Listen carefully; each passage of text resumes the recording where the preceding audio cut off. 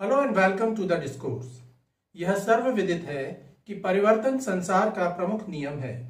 हमारे ब्रह्मांड की हर वस्तु सतत परिवर्तन के आवेश में होती है। परिवर्तन होता रहता है।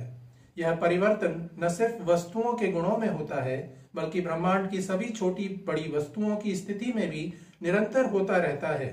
ब्रह्मांड की हर वस्तु गतिमान है, चल रही है, परंतु गति का कोई अर्थ नहीं यदि उसके माप के लिए कोई निश्चित संदर्भ बिंदु न हो, निश्चित संदर्भ फ्रेम न हो।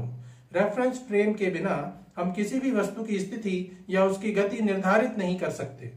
Motion is when an object changes its position with respect to a reference point in a given time.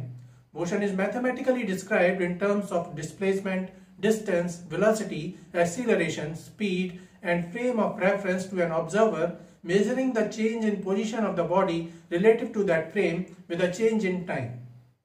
Bharat में आदिकाल से ही सूर्य केंद्रीय सिद्धांत हीलियोसेंट्रिक मॉडल का समर्थन होता रहा है। लगभग 700 BCE में याज्ञवल्क्य ने अपना सूर्य केंद्रीय सिद्धांत दिया था।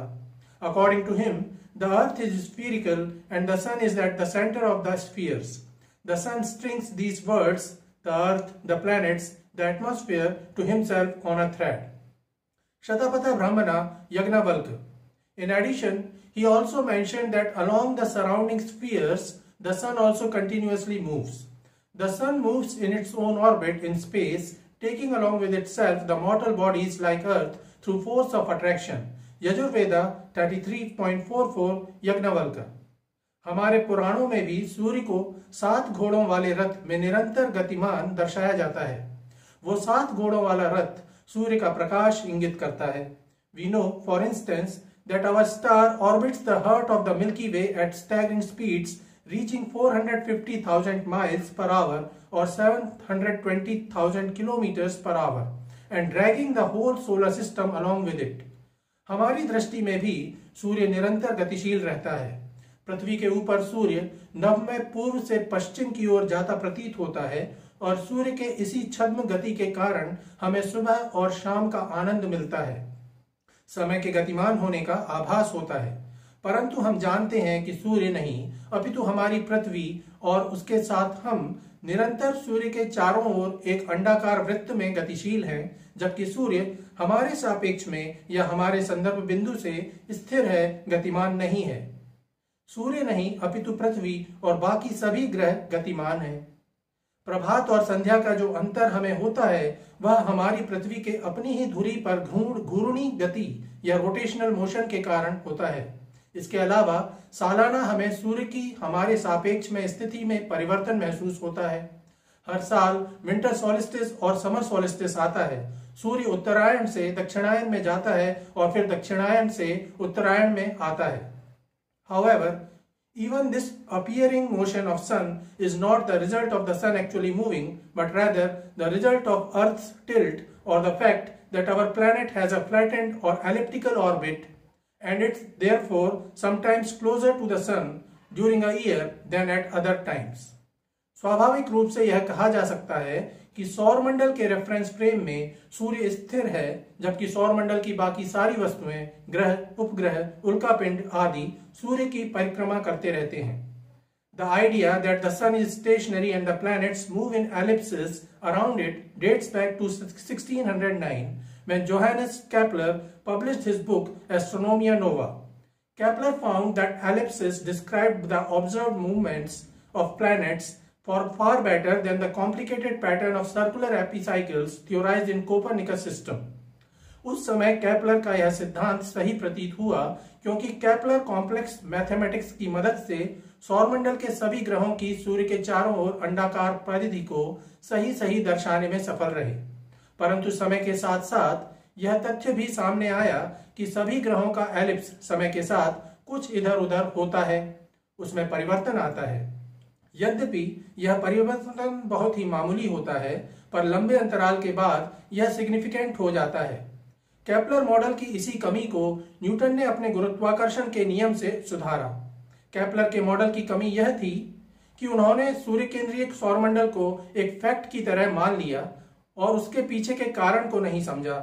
उन्होंने यह मान लिया कि सूर्य स्थिर है और पृथ्वी तथा अन्य ग्रह उसके चक्कर लगा रहे हैं, परंतु वस्तु स्थिति न्यूटन ने समझी और वो अपने गुरुत्वाकर्षण के सिद्धांत से समझाई, जिसके अनुसार जिस बल से सूर्य ग्रहों को आकर्षित करता है उतने ही बल से हर ग्रह सूर्य को भी आकर्षित करते हैं। यदि सारे ग्रह सूर्य की तुलना में मास में नगण्य होते हैं तो संभवतः सूर्य स्थिर ही होता और अन्य ग्रह उसके चारों ओर चलायमान रहते, परंतु ऐसा है नहीं। सूर्य के सभी ग्रहों का इतना मास अवश्य है कि वे सभी एक दूसरे को आकर्षित करते हैं और अपने मास से वो सूर्य को भी आकर्षित करते हैं, उस पर प्रभाव डालते हैं। हालांकि सूर्य के मुकाबले ग्रहों का मास काफी कम है, इसलिए जहां सूर्य ग्रहों को इतने विशाल एलिप्सिस में घुमाता है, ग्रहों का सूर्य पर प्रभाव काफी कम होता है। सबसे पहले हम एक सिंपल स्टेलर सिस्टम का उदाहरण लेते हैं, जिसमें एक सितारे का एकमात्र ही ग्रह है जो उसके इर्द गिर्द चक्कर लगा रहा है। इस सिंपल सिस्टम में भी यह कहना वास्तविक रूप से गलत है कि ग्रह तारे के चक्कर लगा रहा है, अपितु न्यूटन के नियम के अनुसार यह तारा और उसका ग्रह, ये दोनों ग्रह अपने केंद्र बिंदुओं को जोड़ने वाली सीधी रेखा के किसी एक निश्चित बिंदु की परिक्रमा लगा रहे हैं, क्योंकि दोनों ही एक दूसरे को एक समान गुरुत्वाकर्षण बल से आकर्षित कर रहे हैं। हम इस बिंदु को सेंटर ऑफ मास या बैरी सेंटर कहते हैं। बैरी सेंटर एक ऐसा पॉइंट होता है जो दो वस्तुओं के द्रव्यमान को बैलेंस करता है। इसको हम सीसॉ झूले के उदाहरण लेकर समझ सकते हैं। मान लो एक छोटा बच्चा अपने युवा पिता के साथ सीसॉ झूला झूल रहा है। बच्चे का द्रव्यमान m1 है जबकि पिता का द्रव्यमान m2 है। क्योंकि दोनों के भार असंतुलित हैं, यदि सीसॉ का फलक्रम बीच में रहता है तो वो झूला नहीं झूल पाएंगे, बच्चा ऊपर ही रह जाएगा और पिता, जिसका द्रव्यमान कहीं अधिक है, वह नीचे रह जाएगा। बैलेंस लाने के लिए फलक्रम को इन दोनों द्रव्यमानों के बैरी सेंटर पर लाना होगा। R1 बच्चे के द्रव्यमान के केंद्र बिंदु से बैरी सेंटर की दूरी है और R2 उसके पिता की फलक्रम से दूरी है। तब यदि फलक्रम ठीक बैरी सेंटर पर स्थित है तो फलक्रम पर M1R1 = M2R2 होगा। यह बैलेंसिंग सिस्टम सिर्फ खेल के मैदान के लिए नहीं है, बल्कि यही सिस्टम एक तारे और उसके ग्रह के बीच बैलेंस बनाता है।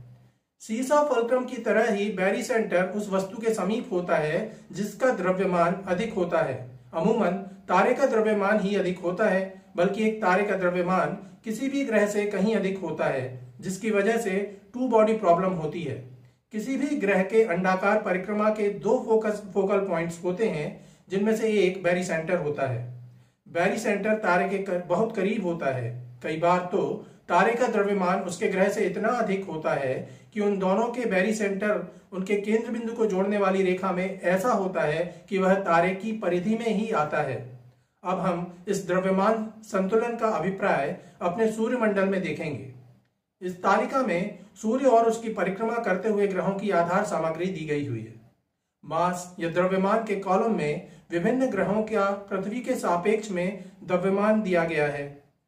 इसलिए पृथ्वी का द्रव्यमान इकाई लिया गया है या एक। डिस्टेंस या दूरी के कॉलम में सूर्य का और प्रत्येक ग्रह के बीच की औसत दूरी दर्शाई गई है। यह दूरी सूर्य की त्रिज्या या रेडियस के गुणांक में दिखाई गई है।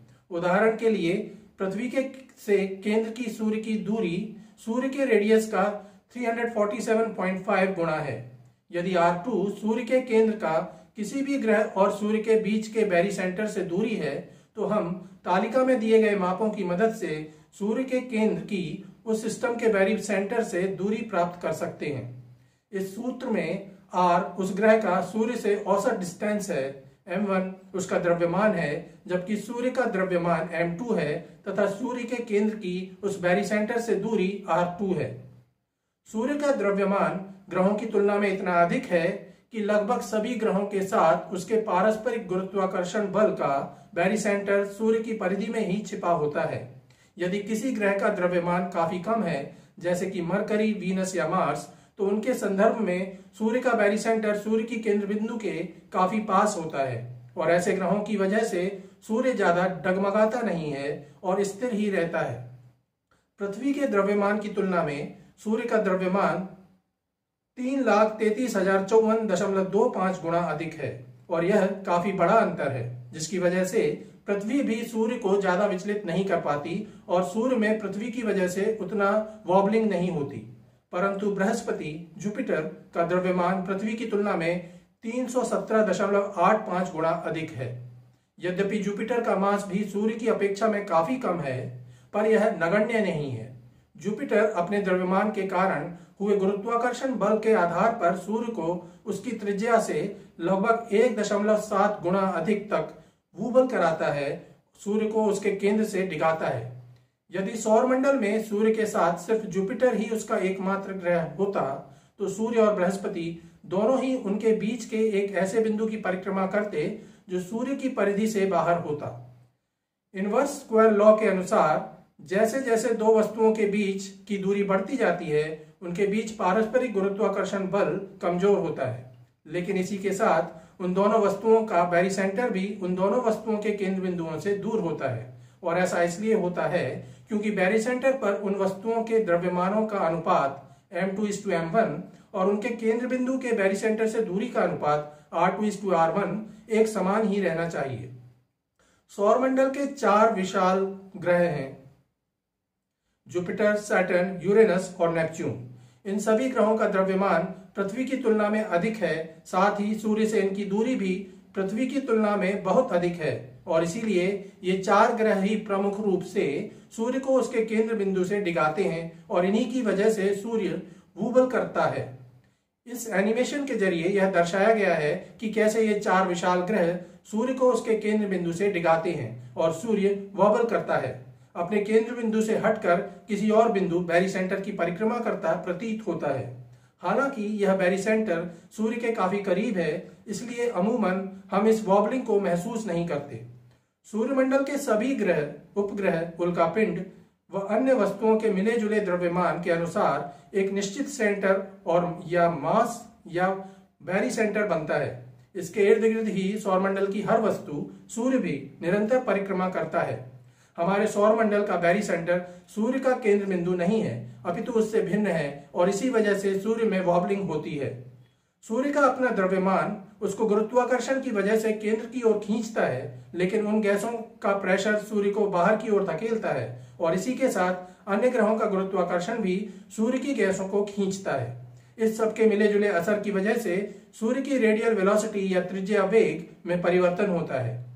कोई भी ऐसा स्टार जिसके एक से अधिक ग्रह हों और जिसके कुछ ग्रह काफी बड़े हों, जुपिटर की तरह, उसके ग्रह ऐसे स्टार को उसके केंद्र बिंदु से डिगाते हैं और उसकी केंद्र बिंदु वास्तविक स्थिति से पीरियोडिकली आगे पीछे हटती बढ़ती रहती है, और इसी को स्टेलर वॉबलिंग कहते हैं, और इसकी वजह से उसके प्रकाश के स्पेक्ट्रम में शिफ्ट होता है।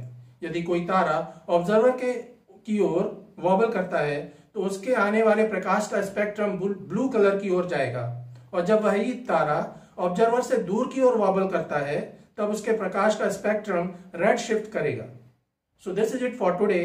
We will continue to discuss science, astronomy and physics in the coming days. Please stay connected with the discourse. Thanks and regards.